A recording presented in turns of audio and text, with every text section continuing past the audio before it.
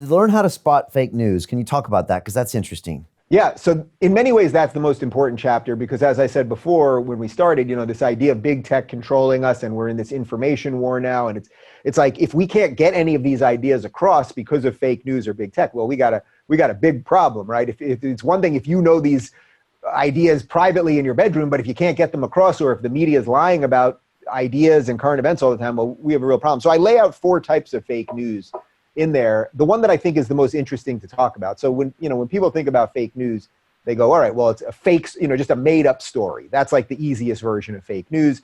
I think another scary version of fake news is when a headline is different than the body of the article. We see this all the time. You see a headline that says one thing, you read the article, and then in the 9th paragraph, it's like, wait a minute, that's not what the headline says. I think that's a type of fake news. The fake news that I'm most interested in, though, because we see a lot of this, is the stories that the media won't cover because it doesn't fit their narrative. So the best example I can give of this right now is that, Joe Biden has these sexual assault allegations from this woman, Tara Reid, who's a former staffer. They're just assault allegations. I'm not commenting on whether it's true or not. I have no idea. But it's the exact same thing that happened to Brett Kavanaugh a couple of years ago. I was actually on tour with Jordan Peterson in Europe at the time, and people were literally coming up to us on the streets of London and Dublin and asking us what we thought about Brett Kavanaugh. And I thought, this is absolutely insane. People live across the pond are asking me about sexual assault allegations about our Supreme Court nominee. Like, this doesn't seem very healthy for anybody. And I genuinely remember thinking that. So all Kavanaugh had were allegations. All Biden has are allegations. So the same thing. Now, we know when it was against Kavanaugh, who's a conservative, so he's on the right, he's a scary Republican, the media went crazy. It's on the cover of everything, every lead story, New York Times, CNN, hit pieces, the whole thing for weeks. With Joe Biden, because he's a Democrat, he's a good guy, they ignore it for weeks. So on weeks, I'm sure you saw it on YouTube and Twitter, everyone's talking about it, but CNN's not touching it, New York Times isn't touching it. And then finally, after about 3 weeks, it gets to the point where they can't ignore it anymore because there's too much talk online. And then they finally cover it. This is a version of fake news.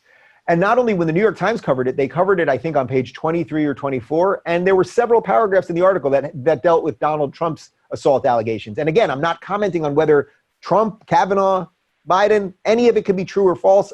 That's actually irrelevant to the fake news part of it, which is that the media runs with stories they like and they bury stories they don't. And I think that's probably the most dangerous one because then it's really on you to find truth. And that's tough because we got lives, you got things to do in your life besides hunt down what the media isn't telling you about. So is fake news something that only is generated from the left or from some of the tenets of the left? Is that what you're saying there? Well, I don't really discuss that specifically in the book, but no, fake news could be on any side. Look, if we only share stories that fit our worldview, then that is a type of fake news. You know what I mean? If you only were outraged when leftist college kids were shouting down right-leaning speakers and not when right-leaning kids do it to leftist speakers, then that would be a version of fake news by omission. Right now, I would say, though, because the media establishment is so heavily left, I mean, everything that's mainstream in America is left except Fox News. So because the entire establishment is left, well, then it seems to play in one direction. If a Republican senator does something bad, they're going to be destroyed. If a Democratic senator does something bad, they're going to sit on that for a while. So I don't think this is a right or left issue specifically as much as it's a media bias issue, meaning that most of the people in media are lefties.